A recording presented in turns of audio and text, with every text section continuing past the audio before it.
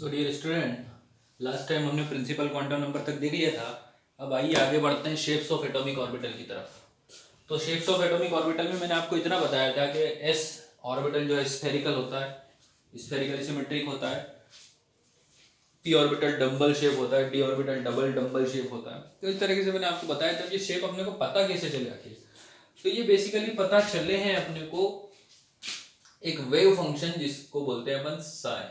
साई का कोई physical existence नहीं है, ये एक जस्ट मैथमेटिकल वेव फंक्शन है जो अपने को इस वेव फंक्शन का स्क्वायर बताता है। वो है इलेक्ट्रॉन की प्रोबेबिलिटी, मतलब finding probability of an electron in an atom. तो जब साई स्क्वायर का प्लॉट अपन न्यूक्लियस से डिस्टेंस के nucleus distance versus Sai square का जब आप प्लॉट करते हैं, ग्राफ प्लॉट करते हैं, तो आप देखते हैं फॉर एग्जाम्पल आप पहले एस ऑर्बिटल के लिए प्लॉट कर रहे हैं तो आप देखते हैं इलेक्ट्रॉन की जो साई स्क्वायर की वैल्यू है आर के बढ़ने के साथ घटती जाती है और एक मिनिमम लेवल तक आ जाती है, एक सबसे कम लेवल तक आ जाती है। उसके बाद ये वापस राइज नहीं होती। तो ऐसा 2s ऑर्बिटल में नहीं होता जैसा 1s में देखने को मिला है। 2s में क्या होता है, आप जैसे जैसे आर की वैल्यू बढ़ाते जाते हैं, आप जैसे जैसे न्यूक्लियस से दूर हटते जाते हैं, इलेक्ट्रॉन डेंसिटी घटती जाती है और कम होती है। उसके बाद जब आप और आगे जाते हैं तो इलेक्ट्रॉन डेंसिटी अगेन राइज होना चालू होती है और मैक्सिमम तक जाती है और फिर जब और आगे जाने पर कम होती है। इसका मतलब 2s ऑर्बिटल में दो ऐसे जोन आते हैं जहां पर इलेक्ट्रॉन की डेंसिटी और probability of finding of electron will be zero, यहां पर जीरो होगी। ऐसे दो रीजन है वहां पर किसमें, 2s ऑर्बिटल में। जबकि 1s ऑर्बिटल में ऐसा रीजन एक ही था जहां पर इलेक्ट्रॉन मिलने की प्रोबेबिलिटी जीरो है। तो वो एरिया जहां पर इलेक्ट्रॉन मिलने की प्रोबेबिलिटी और probability of finding an electron is zero, that is called nodes. इनको बोला जाता है नोड्स। एस ऑर्बिटल के केस में नोड्स बोलते हैं और पी ऑर्बिटल के केस में इनको नोडल प्लेन बोलते हैं। तो ये जो नोड्स हैं, nodes are those area in which probability of finding an electron is zero, practically zero, वहां पर कोई इलेक्ट्रॉन नहीं मिलेगा। तो जब आप 1s ऑर्बिटल का बाउंड्री सरफेस डायग्राम इस तरीके से आप जब इलेक्ट्रॉन की डॉट डॉट से एक स्फीयर के अंदर प्रोबेबिलिटी बताते हैं मिलने की, तो इसको बोलते हैं बाउंड्री सरफेस डायग्राम। जब आप एक ऑर्बिटल का बाउंड्री सरफेस डायग्राम बनाते हैं तो आप देखते हैं 1s ऑर्बिटल का बाउंड्री सरफेस डायग्राम ऐसा होता है। जैसे मान लो ये पूरा एक एटम को रिप्रेजेंट करता है, तो आप देखते हैं सेंटर से जब आप दूर जाते हैं तो इलेक्ट्रॉन की डेंसिटी घटती जाती है। तो ये मान लो स्फीयर के डॉट ये सेंटर से दूर जाने पर कम होते जा रहे हैं, यहाँ पर कुछ कुछ है। अब आप एक रीजन ऐसा आता है जिसके बाद इलेक्ट्रॉन बिल्कुल भी नहीं मिलते, तो ये जोन है जिसको अपन बोलते हैं नोड्स। यहां पर नोड है, 1s ऑर्बिटल में एक ही नोड है। 2s ऑर्बिटल के केस में आपको एक एरिया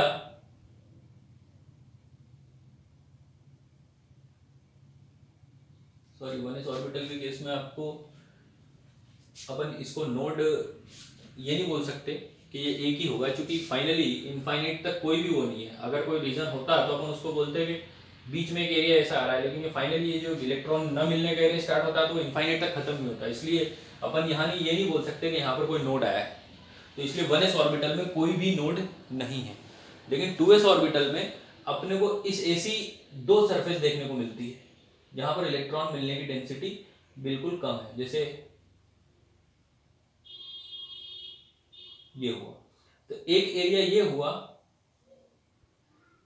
और एक ये, तो ये इनफाइनाइट वाला तो नोड आता नहीं है। तो वो एरिया जो दो जहां पर दो उसके आइदर साइड, दोनों साइड इलेक्ट्रॉन मिलने की प्रोबेबिलिटी ज्यादा है लेकिन बीच में इलेक्ट्रॉन मिलने की प्रोबेबिलिटी जीरो है, तो इसलिए इसको बोला जाता है नोड। तो 1s ऑर्बिटल में कोई नोड नहीं होता, जबकि 2s ऑर्बिटल में एक नोड होता है। ऐसे 3s ऑर्बिटल में आप देखेंगे उसमें दो नोड होंगे, 4s ऑर्बिटल में 3 होंगे, इस तरह से नंबर ऑफ नोड्स बढ़ते जाते हैं।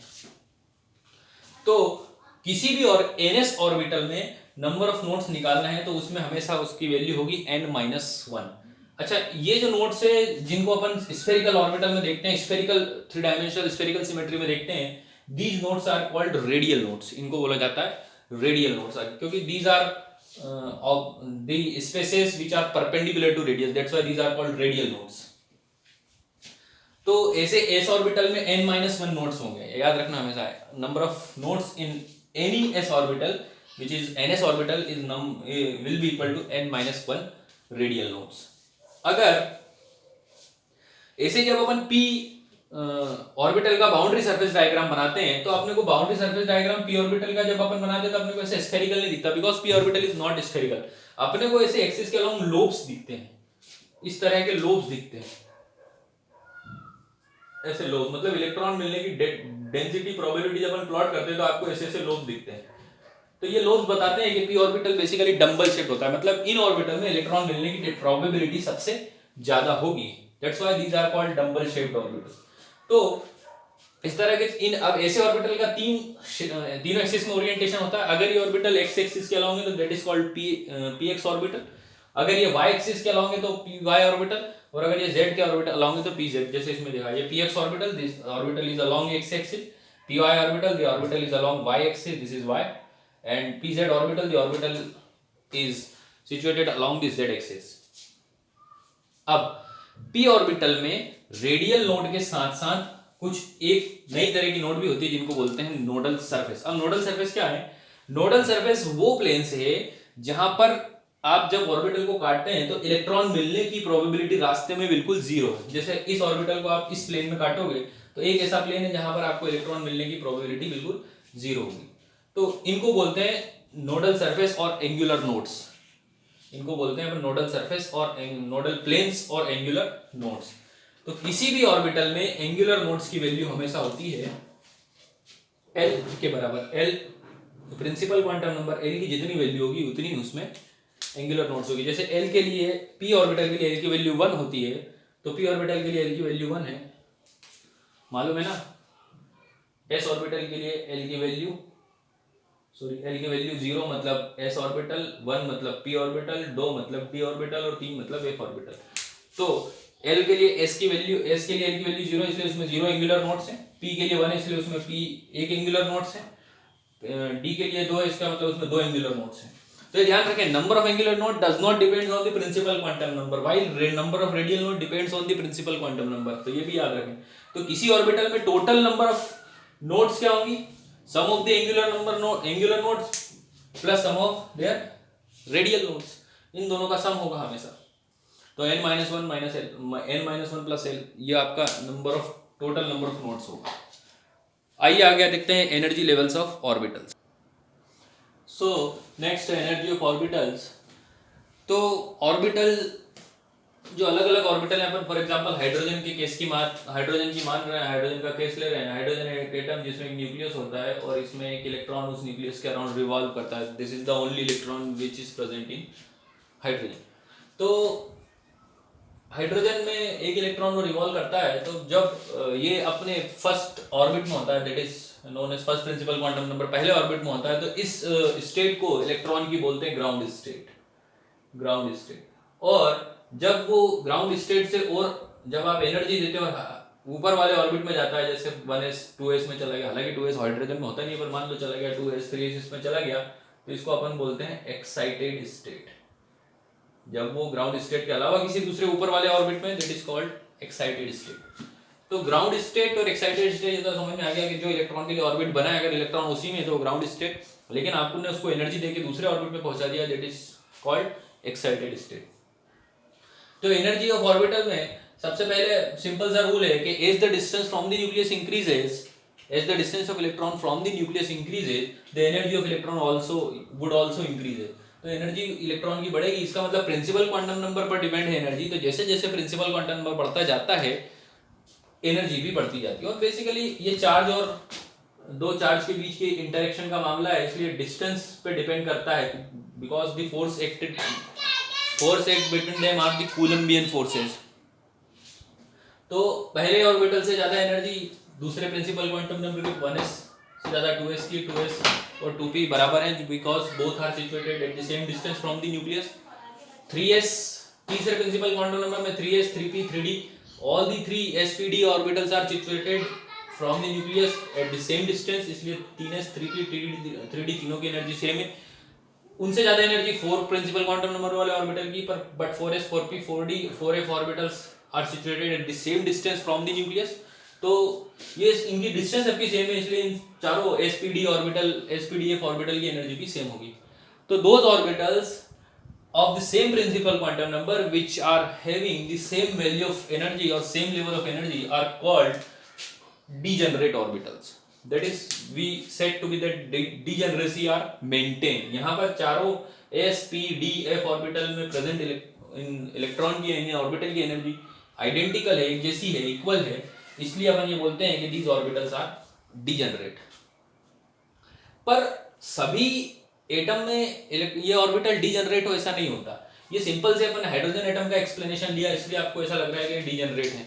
लेकिन अगर कोई एटम एक मल्टी इलेक्ट्रॉन स्पीशीज हो जिसमें एक से ज्यादा इलेक्ट्रॉन है, तो ऐसे बहुत से फैक्टर हैं जो ऑर्बिटल की एनर्जी को डिटरमाइन करते हैं besides the distance from the nucleus of nucleus. तो इलेक्ट्रॉन से न्यूक्लियस के बीच के डिस्टेंस के अलावा और भी फैक्टर हैं जो डिसाइड करते हैं कि एनर्जी ऑर्बिटल की क्या होगी. अब वो है उस सब, यहां पर तो कोई दूसरे सबशेल का काम नहीं था क्योंकि अपन सिंपल से हाइड्रोजन इलेक्ट्रॉन की बात कर रहे थे क्योंकि वहां पर एक ही इलेक्ट्रॉन है. लेकिन जैसे मान लो किसी उसमें s ऑर्बिटल भी भरा हुआ है, p भी भरा है, d भी भरा है, तो अगर बीच में कोई और भी इलेक्ट्रॉन है तो ये इलेक्ट्रॉन भी इस पर इसकी एनर्जी को इन्फ्लुएंस करते हैं. तो क्या होता है, जैसे मान लो ये आउटर मोस्ट वाला इलेक्ट्रॉन इसकी आप बात करें और बीच में और भी इलेक्ट्रॉन जो रिवॉल्व कर रहे हैं, तो ये इलेक्ट्रॉन जो जब रिवॉल्व होते हैं तो इन ये revolving intermediate electron creates a curtain between the boundary electron and the nucleus.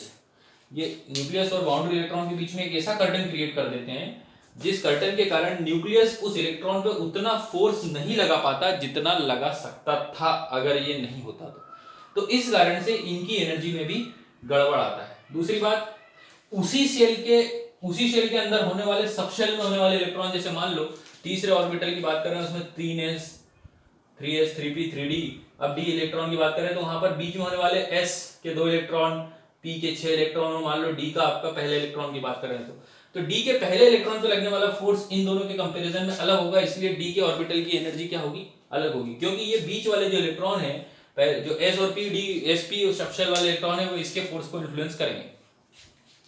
दो तरह के फोर्स काम करेंगे यहाँ पर, एक दो इलेक्ट्रॉन के बीच में कोई भी इलेक्ट्रॉन दो तरह के फोर्स फील कर सकता है. एक तो mutual repulsion between the two electrons, दूसरा हो सकता है attraction between electron and an nucleus. और लेकिन हाइड्रोजन के केस में सिर्फ एक इलेक्ट्रॉन था force only of attraction type, force वहां पर सिर्फ अट्रैक्शन टाइप का था, लेकिन यहाँ पर दोनों टाइप के हैं, अट्रैक्शन एंड रिपल्शन. तो इसका मतलब मल्टी इलेक्ट्रॉनिक स्पीशीज में the degeneracy of the subshells of the same principal quantum number is not maintained. That is 4s 4p 4d और sp df orbital of the same principal quantum numbers are not degenerate. They have different level of energies. They are not equal energies orbital. तो देखते हैं आइए कैसे होता है ये. तो आइए देखते हैं शील्डिंग इफेक्ट क्या होता है. शील्डिंग इफेक्ट और स्क्रीनिंग इफेक्ट की बोलते हैं इसको. व्हाट इज शील्डिंग एंड और स्क्रीनिंग इफेक्ट. सपोज कीजिए एक एटम है जिसमें बीच न्यूक्लियस बीचों बीच है और इलेक्ट्रॉन रिवॉल्व कर रहा है और इनके बीच में कुछ इंटरमीडिएट इलेक्ट्रॉन है विच रिवॉल्व्स.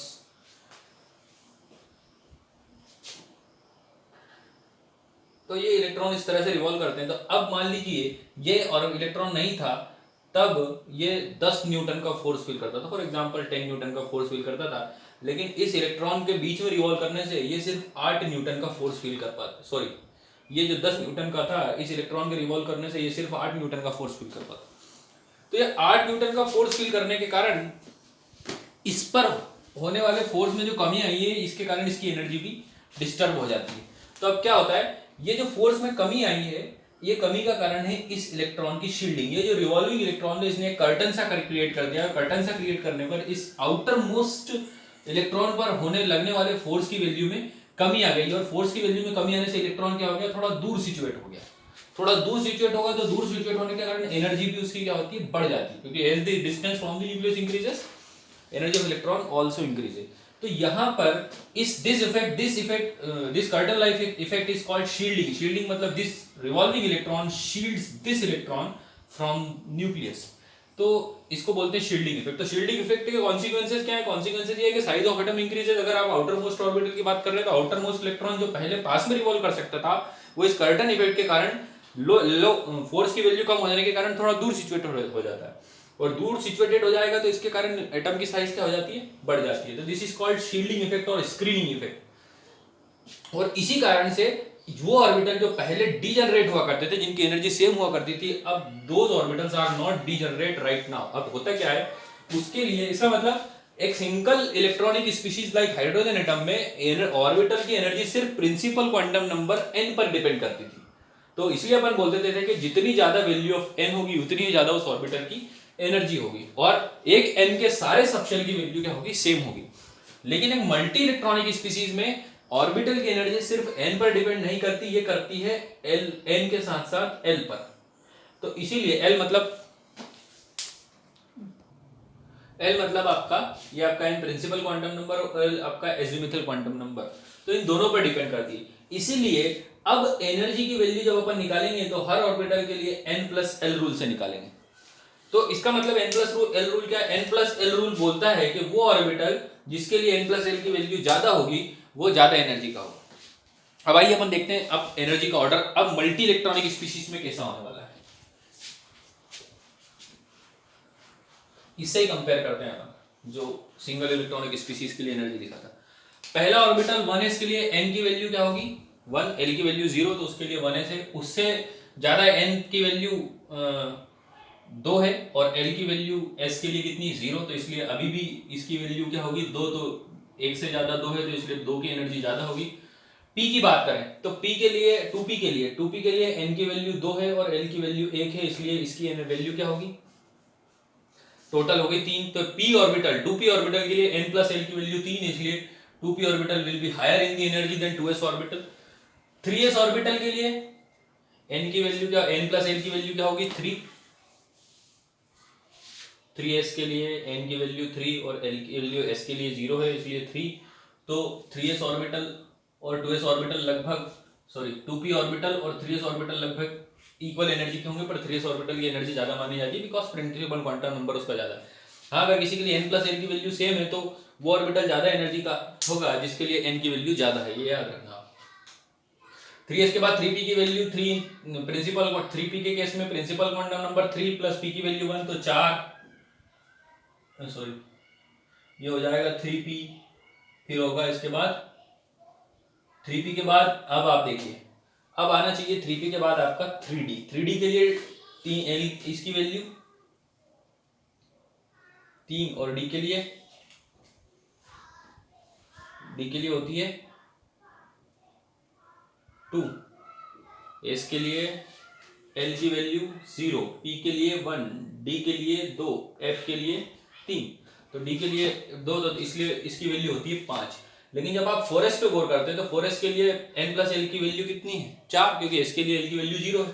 तो यहाँ पर इसीलिए 4s ऑर्बिटल के लिए n प्लस l की वैल्यू 3d से कम है, इसलिए 4s ऑर्बिटल की एनर्जी हो जाती है 3d से कम। तो 4s की कम है 3d की ज्यादा है, तो याद रखना है पैटर्न इस तरह से फॉलो होगा 3d, फिर इस तरह से आप देखते जाएंगे कि n प्लस एल की वैल्यू किसके लिए ज्यादा है किसके लिए कम है। तो ये आप याद रखेंगे, एनर्जी हमेशा ऑर्बिटल में इलेक्ट्रॉन हमेशा एनर्जी के हिसाब से फ्लो होते हैं, फील किए जाते हैं। अपन देखेंगे rules for the feeling of electron in an atom, तो 1s से में वो उन एटम्स में, उन ऑर्बिटल्स में इलेक्ट्रॉन पहले भरे जाएंगे जो लोअर एनर्जी के हैं। जब लोअर एनर्जी के ऑर्बिटल्स में इलेक्ट्रॉन भर दिए जाएंगे तब आप कहाँ जाएंगे, नेक्स्ट हायर वाले ऑर्बिटल पर जाएंगे।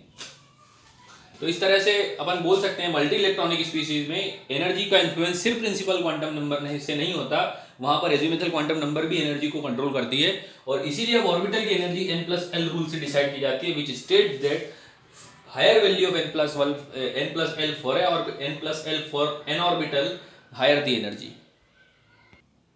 सो स्टूडेंट्स, आज के लिए इतना ही। एक बार एक चीज और मैं दिखा देता हूं आपको,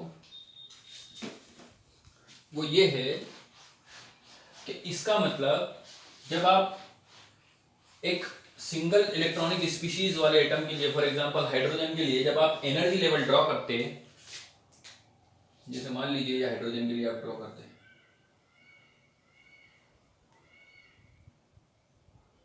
ये 1s ऑर्बिटल, फिर उसके बाद आपने प्रिंसिपल क्वांटम नंबर 2s, यहाँ पर 2p, फिर आप ऊपर गए तो ये थोड़ा ऊपर आया आपका 3s, 3p, 3d। In a single electronic species all the orbitals are degenerate, but इस केस में एक मल्टी इलेक्ट्रॉनिक स्पीशीज में सारे के सारे ऑर्बिटल डीजनरेट नहीं होते। मान लीजिए ये 1s ऑर्बिटल है, ये फिर 2s है, इससे थोड़ा ऊपर गए तो 2p है, इससे और थोड़ा ऊपर और कुछ नहीं होगा, 2s 2p, फिर आप ऊपर आए थोड़ा 3s, फिर आप थोड़ा सा बढ़ेगा 3p, फिर आपका आ जाएगा 4s, फिर आपका आ जाएगा 3d। तो इस तरीके से आपका एनर्जी का डिस्ट्रीब्यूशन होता है, which is not in a manner of principal quantum number which controls by principal quantum number and azimuthal quantum number both. तो थैंक यू, आज के लिए बस इतना ही। आप चाहें तो ज़्यादा डिटेल्स के लिए एनसीईआरटी में पढ़ सकते हैं, और उसके बाद अपन कल देखेंगे rules for filling of an atomic orbital.